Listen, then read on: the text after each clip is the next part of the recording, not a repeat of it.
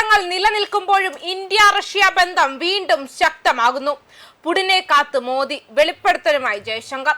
വരാനിരിക്കുന്ന ഷാങ്ഹായ് സഹകരണ ഉച്ചകോടിയിൽ റഷ്യൻ പ്രസിഡന്റ് വ്ളാഡിമിർ പുടിനും തമ്മിലുള്ള കൂടിക്കാഴ്ചയ്ക്കായി പ്രധാനമന്ത്രി നരേന്ദ്രമോദി ആകാംക്ഷയോടെ കാത്തിരിക്കുകയാണെന്നും ബ്രിക്സ് ഉച്ചകോടിക്കായി അദ്ദേഹത്തെ ഇന്ത്യയിലേക്ക് സ്വാഗതം ചെയ്യുന്നതായും വിദേശകാര്യമന്ത്രി എസ് ജയശങ്കർ വ്യക്തമാക്കി.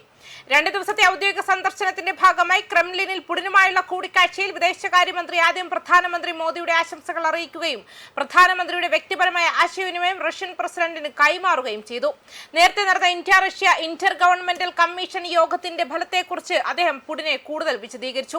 ഉഭയകക്ഷി സാമ്പത്തിക സഹകരണത്തിലെ വളർച്ചയെ എടുത്തു കാണിച്ചു.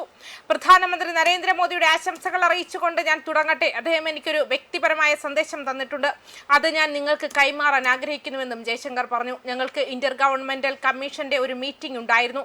മൊത്തത്തിൽ നിങ്ങൾക്ക് നൽകാൻ ഞങ്ങൾക്ക് നല്ലൊരു റിപ്പോർട്ടുണ്ടെന്ന് ഞാൻ കരുതുന്നു. നമ്മുടെ സാമ്പത്തിക സഹകരണം, വ്യാപാരം, ഊർജം, വളം, ആണവം, മറ്റ് മാനങ്ങൾ എന്നിവയും അവയെക്കുറിച്ച് വിശദമായി സംസാരിക്കുന്നതിൽ എനിക്ക് സന്തോഷമുണ്ട്. മൊത്തത്തിൽ നമ്മുടെ സാമ്പത്തിക സഹകരണം വളരെയധികം വളർന്നിട്ടുണ്ടെന്ന് ഞാൻ കരുതുന്നുവെന്നും അദ്ദേഹം കൂട്ടിച്ചേർത്തു.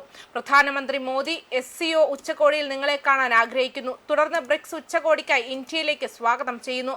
കൂടാതെ നിങ്ങളുടെ പരസ്പര സൗകര്യം അനുസരിച്ച് വാർഷിക ഉച്ചകോടി നടക്കുന്നതിനാൽ സഹകരണത്തിന്റെ ശക്തമായ ഒരു ചിത്രം അവതരിപ്പിക്കാനുണ്ടെന്നും പറഞ്ഞുകൊണ്ട് പുടിനുമായുള്ള വരാനിരിക്കുന്ന ഉന്നതതല ചർച്ചയ്ക്കായുള്ള പ്രധാനമന്ത്രി മോദിയുടെ പദ്ധതികളും വിദേശകാര്യമന്ത്രി അറിയിച്ചു. ഇന്ന് എന്നെ സ്വീകരിച്ചതിന് ഒരിക്കൽ കൂടി നന്ദി പറയുന്നുവെന്ന് പറഞ്ഞുകൊണ്ട് വിദേശകാര്യമന്ത്രി പുടിനോട് നന്ദി പറഞ്ഞു.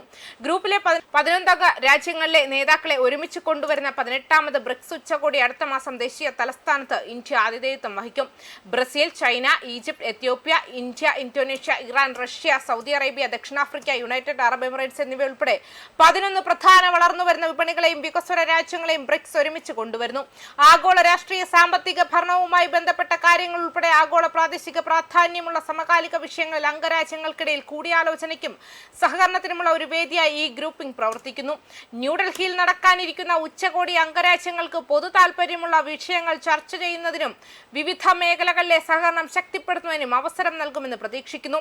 അതേസമയം റഷ്യയുടെ 1ാം ഉപപ്രധാനമന്ത്രി ഡെനിസ് മെൻഡ്രോവിനൊപ്പം intergovernmental Russia India commission on trade, economic, scientific, technical, cultural കോഓപ്പറേഷന്റെ അധ്യക്ഷനായിരുന്ന ജയശങ്കറിനെ പുടിൻ സ്വീകരിച്ചു.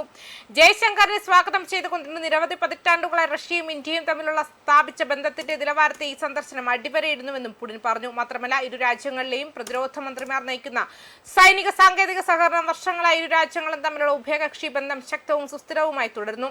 പരമ്പരാഗത സൈനികാണവ ബഹിരാകാശ സഹകരണത്തിനപ്പുറം ഇടപെടൽ വികസിപ്പിക്കുന്നതിനൊപ്പം ബഹുദ്രുവ ലോകത്തോടുള്ള പങ്കിട്ട പ്രതിബദ്ധതയോടെ ഇന്ത്യ റഷ്യ പങ്കാളിത്തം സമകാലിക കാലഘട്ടത്തിൽ ഏറ്റവും സ്ഥിരതയുള്ള ഒന്നാണെന്ന് വിദേശകാര്യ മന്ത്രാലയം അടിവരയിടുകയും ചെയ്തു. ന്യൂസ് ഡെസ്ക് കർമ്മ ന്യൂസ്.